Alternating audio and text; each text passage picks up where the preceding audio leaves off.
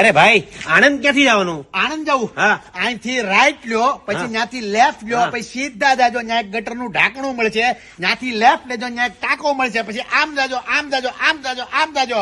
ભલા માણા, હું આણંદ જ ગોતું છું. અરે યાર તો પેલા કેવાય ને. તારે શું કામ જવું છે આણંદ? મારે આણંદમાં જવું છે જીજા ફેશનમાં. મારે જીજા ફેશન માં જવાનું છે. 1 તારીખે ગ્રેન્ડ ઓપનિંગ, હા સાંજે 5 વાગે. હા. ઓહો.